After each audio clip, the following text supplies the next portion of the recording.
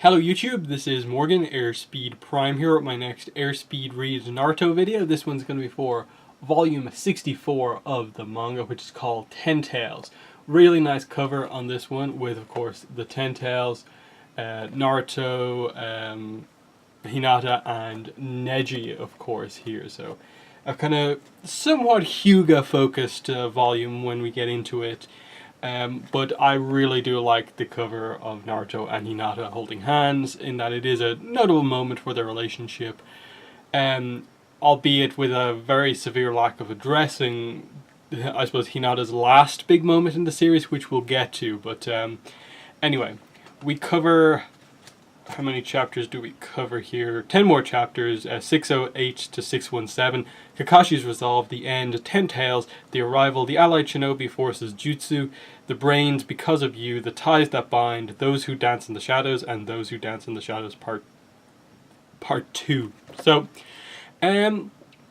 this is an interesting volume because it's kind of the volume where the villains begin to take the advantage. There's obviously a bit of back and forth, but it is fundamentally the villains kind of making their big move, us starting to see more of our kind of hero characters actually die in this, with some notable characters being killed off here, or soon to be killed off, and just an overall sense of like, wow, like Naruto is really being challenged here, not just in terms of a fight, but in terms of his ideals, and the things that he says are absolutely being challenged by Obito and Madara here. So let's get into it. The first chapter actually in this volume actually focuses on Obito and Kakashi and them kind of addressing kind of what's going on, and it's kind of Kakashi getting to the root of like what is the problem with like Obito. He kind of brings up, is the way you are now because of Rin,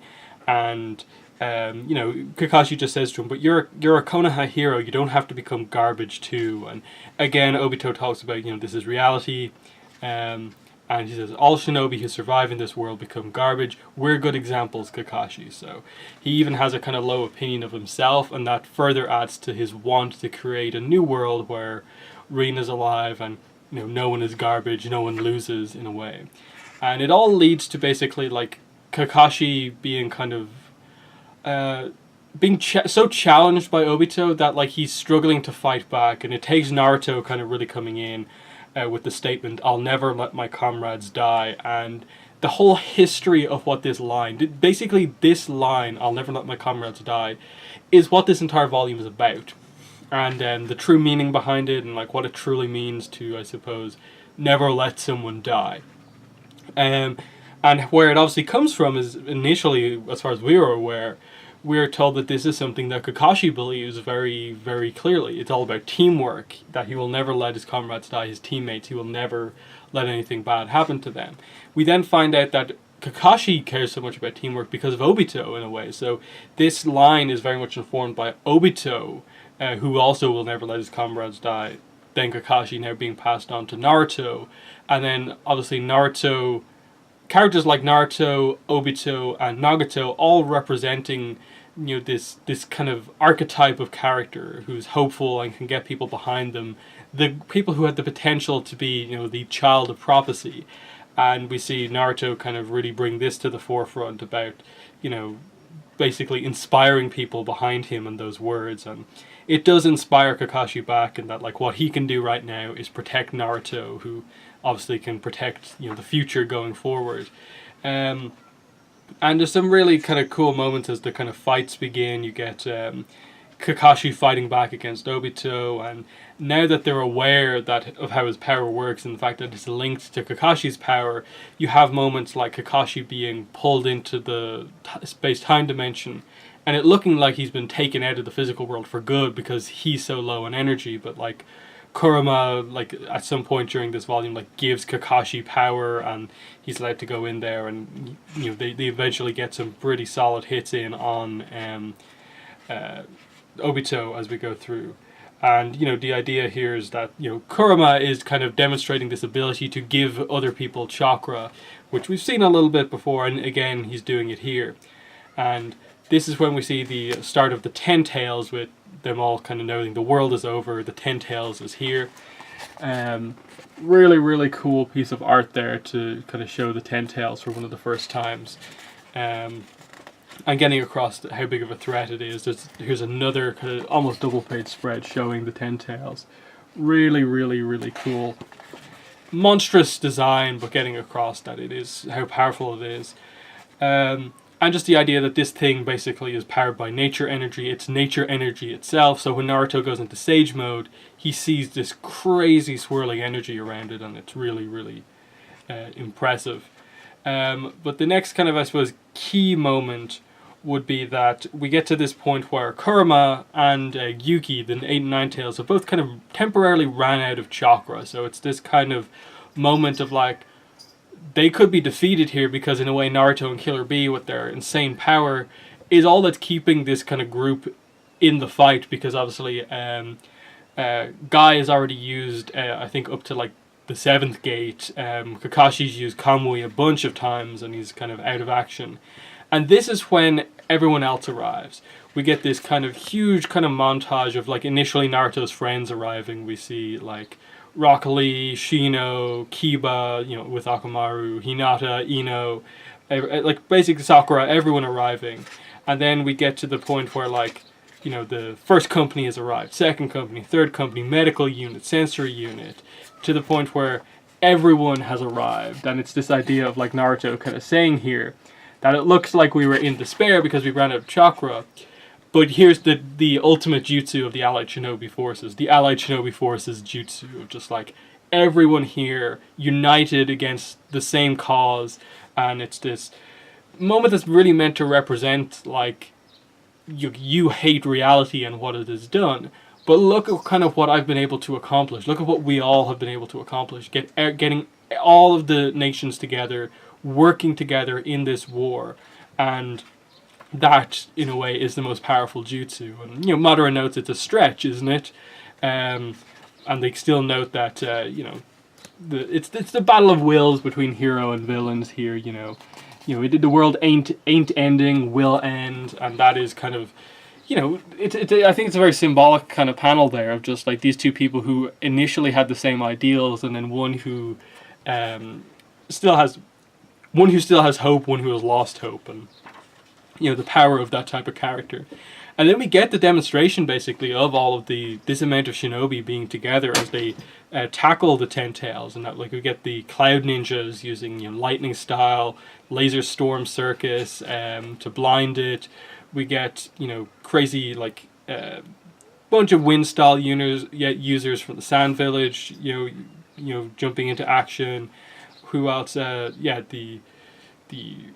village hidden in the kind of earth, you know, using their kind of earth style. Village hidden in the stone, sorry. Using like vast mobile core to get the Ten Tails underground. We get lava style users. And then just in the end, like Naruto using some attacks. And it looks to be this ultimate kind of combination attack of the entire what's left of the Allied Shinobi Forces, and they've beaten the Ten Tails, but in fact they've just temporarily kind of stopped it in this hole that they've kind of poured like basically concrete into, and they seem to have damaged a lot, but it just was kind of resting for a little bit and then kind of pulls itself out. And the idea from here is that the Ten Tails is kind of now on a rampage. It's kind of got to this stage where it's in a slightly different form and is now much more offensively focused and is just, you know, sending huge attacks, you know, across the world, you know, destroying cities. And there's this sense of like, what's it aiming for? And then quickly Shikaku and Inoichi back at base realize that it's targeting them, and that this next attack is going to hit them, that this is the final act of like basically Ino and Shikamaru's father and everyone back at base, the sensory team and so on. This is going to have to be their last communication to just give something to what's left of, you know, the Allied Shinobi Forces before they go away. And this is obviously part of the villain's kind of plan, you know, smash the brains and, you know, strategy 101, take out the brains of the operation. And they just need to kind of, it's a big moment for Ino and Shikamaru kind of having to accept that, you know, both of their fathers are going to be, you know, killed. There's nothing that can be done to stop it because, you know, the Ten Tails has basically launched an attack into the sky. that's going to come down. It's going to hit, and there's no way to get back to base to block it, and there's nothing they can do back at base. It's really, really tragic moment. But obviously, what happens next is the Hyuga clan steps up. They're Konoha's strongest clan. They step up to defend, Naruto while he's, out of chakra temporarily. We get Neji stepping up, Hiyashi, Hinata as well. That they're all there to protect him, and we get a really interesting conversation actually while this is happening between Madara and Obito about the whole idea of like, we can control the Ten Tails for now, but as it's like evolving into its ultimate form, we are soon not going to be able to control it at all. One of like he basically says, Madara says, I need to become the Ten Tails Jinchuriki to be able to control it shortly. And Obito then notes that like, and that'll be a problem for you, isn't it? Because you're just a Edo Tensei reanimation now. For you to become the Jinchuriki, you have to be actually alive again, which requires me to use the Rinne rebirth technique. So you're completely at my mercy. And kind of Madara's like, well, my little Rugrat sure has become the quite the wily fox. And it's just sense of like, no, Obito is kind of taking control here. That things have worked out quite nicely for him. Otherwise, he was just kind of meant to be a pawn in the plan. Now it seems like, he's kind of taking over, and the plan's going slightly differently for the villains. But what happens next is that the Ten Tails basically unleashes this crazy powerful, wood-style cutting sprigs jutsu. And it basically just sends this ultimate barrage of just super sharp wooden needles into the entire shinobi forces. And, basically it's established that a lot of the, like, not named characters are just being killed by the dozens. Our main characters are managing to dodge it primarily because of the Hyuga and their palm rotations. Eventually even they become overwhelmed. Naruto looks like he's about to be hit. Hinata jumps in front of an attack. She's about to shield Naruto with her body. But when we cut to the actual hit, actually hitting, Neji has taken the hit, and it's really, really, really bad here. But the question is obviously like, Neji, Naruto, we know that they ended on reasonably okay terms come the end of their fight back in part 1, but why has he gone so far here to protect Naruto? And it's this big moment of like, it one of the first times in the war really here that just one of the noted characters is dying, and he says it here. Naruto calls for the medical team, and he says, no, I think I'm done. And it's really tragic as Hinata's in tears, and Neji, as his kind of final moments, just says, Naruto, Lady Hinata is willing to die for you, so remember, you hold more than one life in your hands, and it seems that my life too may have been one of them. And Naruto says, what made you do such a thing? You were going to change the Hyuga. Why would you go so far for me to give up your life? And he says, because you called me a genius. And this is obviously the moment in a way where like Naruto kind of helped Neji to change his fate. That he always thought he was just part of the sub-clan of the Hyugas. But Naruto calling like him the genius, even though that was technically true, him noting that Neji is actually just like a genius is a really kind of notable thing, that you could do stuff on your own. And Naruto proved through himself and everyone else that he could change people's fates, and even Hinata where she is, and so on. And we get the moment of the seal on his forehead being part of the branch family going away, and the feeling of freedom that he's kind of feeling as he's kind of meeting his end. Again, the symbolism of the bird of being free from its cage kind of comes through here as Naruto kind of dies in Neji's arms. And you immediately see that even before they've kind of like fully explained to you that Neji is now like full on dead, you see Obito up there in the corner already planning to use this against Naruto, because again, the theme of this volume is Naruto saying, I never let my comrades die, and then immediately here is someone who has died for him, and he asks Naruto to like take a look around the battlefield, and there are tons of dead people because of what happened, and he wasn't able to do anything. And they basically established that this is this destructive moment for Naruto in terms of his ideals, that he's been so confident he has been the changing factor in the war, but now what can he say? What can he respond to with that? He said he would never let anyone die, and now people have died. And Obito is just kind of really laying into Naruto about this, basically trying to, in a way, force Naruto to become like himself. That I've thought the same way as you before, but Reem died. All of this other stuff happened. The reality is not, you can't just make statements like that and have them be true. And there's this huge reaction around the Allied forces as just everyone accepts that like Neji's dead. That as an audience we're meant to say, one of the main characters has just died here. Your flippant words and ideology will become lies. This is the end. This is the end result of ideals and hopes. This is reality. And then he kind of lays into him some more. Both your father and mother are gone. Your master too. And if you keep standing against us, you'll continue to lose your comrades one by one. And Naruto's more or less about to kind of give into this in a way until Hinata slaps Naruto to kind of snap him out of this, and you can see there's such a very determined look on her face just here. It's a big moment here for Hinata stepping up like this, and she basically just says, like you do hold more than one life in your hands. Do you know what he meant? I will never let my comrades die. Neither those words nor the conviction behind them are lies, for he was able to successfully store them in his heart. And live them out until the end. It's not just you, Naruto. We all hold those words and feelings within our hearts. They're what bind our lives together and make us comrades. If we all give up and discard those words and feelings, Neji's act will have been for nothing. And that is when your comrades truly die. For you are no longer comrades then. That's how I feel. Therefore, stand up with me, together with me, Naruto, because never going back on one's word is my shinobi way too.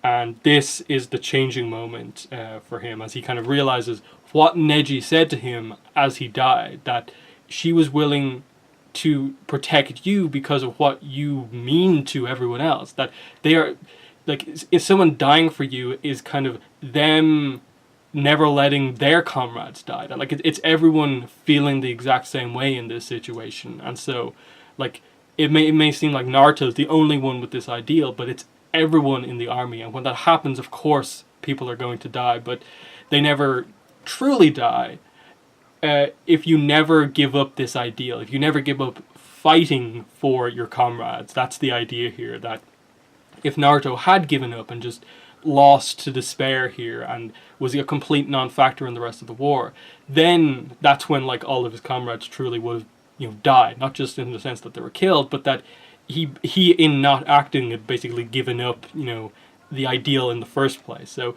a huge moment here that very much I think fits Naruto as a character, and that this has kind of been, Hinata's role in a couple of different situations in terms of like heading into the fight with Neji. It was kind of in a way Hinata's fight against Neji that spurred Naruto on to do so well in that fight. Against Pain, her arriving on the scene and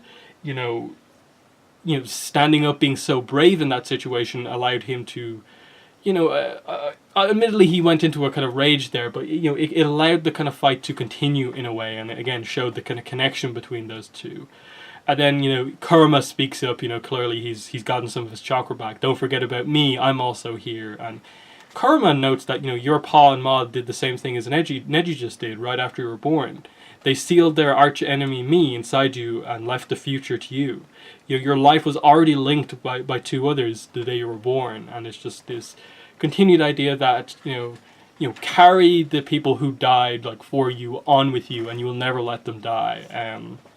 Is kind of the ideal here, and we have the counterattack here thanks to kind of Hinata's speech here. Naruto is kind of back in action. My life is connected to many others. It's all thanks to you standing by my side. And this is the point where they're holding hands. He activates Kurama mode basically again, but this time it seems that Naruto himself has managed to transfer chakra to Hinata here, as she is kind of engulfed in the kind of Nine-Tails chakra here. As she says, it's so comforting, and it's a big moment here. We have there's 2 pages, I think, in the entire volume that relate to Sasuke, Orochimaru, and so on. And they just sense, there's a specific type of chakra in this area. Hurry up, we need to go this way. There's a lot on Sasuke's mind. and immediately cut back to the war, what's happening here. And just the idea of Naruto creates shadow clones and begins to transfer basically Ninetales' power to everyone in the whole Allied Shinobi Forces army. He just uses the shadow clones to basically high fives everyone and gives them a boost of power. We see Shikamaru get it, Choji get it, Ino get it, all the random characters get it. And Hinata, being the first person to get it, she's the first one to, I suppose, demonstrate one of the other characters empowered by the Ninetales, and she does a 8 trigrams air palm and basically knocks back the Ten Tails hand, establishing that suddenly everyone can be a factor in this fight from here on out, all thanks to Naruto and this power that isn't just a thing that powers himself, but this ability to transfer power to other people. And here is obviously Ino and Shikamaru's chance to really demonstrate their powers, and their fathers relay the plan to them. You understand the plan. Each of you beat it into your heads. First start with Ino Shikacho, then live on and take the reins, Shikamaru. HQs shortly will be no more. And we get the idea of like the last words of their fathers to them. You gave plenty for I was able to grow up, staring at your back. That's what Shikamaru says to his father. And Inoichi to Ino says, you grew up perfectly in line with the flower language of the Yamanaka clan's floral family crest, the purple bush clover, and just notes that this kind of means optimistic love, and she also he just says, you've blossomed into a beautiful bush clover flower indeed, and he notes about her. What I'm most proud about you is your caring attitude and compassion towards your friends, noting Ino's backstory with Sakura.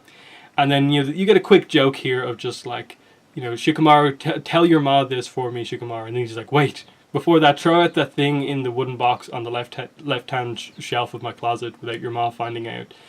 And then it's just, never forget that we live on inside of you. Again, adding these two characters who are going to be killed to Neji, and just that their will live on, even though it seems like at the start this very basic thing, I will never let my comrades die, someone dies, that you've just completely said something that is wrong, but just that the intent behind it and the meaning that it has when multiple people agree with that, there's much more to it, as we see Ino Shikacho in action with Ninetales' power, and they're able to temporarily stop the whole Nara clan basically is here doing it. They stop the Ten Tails temporarily. This is where kind of Lee notices that Neji's been killed, and he gets his chance to kind of grieve over Neji, as does Tenten and Guy, because obviously again that's the team that Neji was from, and Guy says to Lee, Lee, so long as we don't abandon Neji's convictions, he will continue to live on connected inside all of us. And Obito says at this point, let me share a little something with you. It's those connections that made me what I am today. You ought to know that bonds can be powerful curses too. Establishing that while it's the bonds that are currently empowering the good guy forces, it's also the broken bonds that is kind of making Obito what he is now. Which is obviously very similar to Sasuke, who has said this before to Naruto, I think at the end of their first fight at the Valley of the End, that he basically says that because Naruto, because you don't know these connections, you can't understand, and that's why I'm doing what I'm doing, is because of those connections. And Kakashi gets a chance to speak here. He says, I was the one who once told you, Naruto, I will never let my comrades die. Those words are also an admonition to myself. I haven't been able to save many a comrade, which is why I keep telling myself this time I will protect them, but then I end up having to face the fact that I couldn't once more. I'll be confronting those wounds for the rest of my life. And Naruto just says, but that's why we're ninja, those who endure, right? They'll never let you forget. But it's those wounds that prove that your comrades live on inside here. Comrades that you create inside a dream so that you can't get hurt aren't real. And that means you're erasing your actual comrades, right? Curse or not, I want to keep the real Neji right here, as he kind of pounds his heart basically, and we get this kind of little bit of backstory with Neji and Lee, and just the idea of like they always had this rivalry about which is better, the gentle fist or the ferocious fist, and they were scheduled to be rivals. Didn't quite happen, but Naruto walks by, taps Lee on the shoulder, giving him the power, and now Lee can kind of fight on for Neji in his own way, given the unique connection that those two had. And again, we just get a little bit of a connection of just how powerful Naruto now is, being able to distribute chakra like this. That he's able to, basically merge. Like they kind of established this idea of like chakra is like you have to make it compatible with a person. So Naruto is compatible with the Nine Tails because they've been together for so long. But then Naruto, to actually give power to all these other people, has to take a bit of the Nine Tails power and kind of morph it in such a way so that it like links in and fits in perfectly with who he's giving it to. And so the fact that he's able to do that with like everyone speaks to the fact that he's got to this level of control over chakra that makes it so that he's effectively surpassed, both his mother and father completely by this point. That's what Kurama note, that their son is now much more powerful than them. And we continue the fights as them fighting basically for Neji, like the death of Neji. Instead of like bringing everyone down in a way, they are now fighting for him, and they're kind of like Neji's will live on. It ain't dead yet.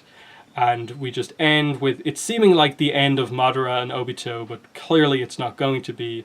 As Naruto goes over to confront them again, and we just see that Sasuke, Orochimaru, and so on have arrived at where they need to be. So that is volume 64 of Naruto. The focus obviously being on the I'll never let my comrades die line and how they play with it.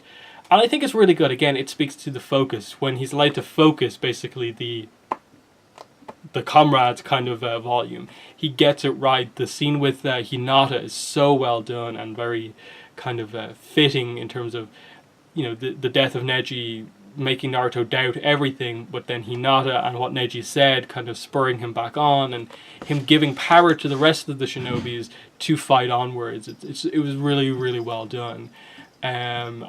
Just as this moment of kind of despair yet hope going forward, I think is really good. Now obviously the war continues. There's a lot of stuff still to happen, in that we still have a good few volumes to go, but we're getting there towards the end. We're getting to the point where Naruto is kind of hitting his peak in terms of power. But that has been volume 64 of the manga.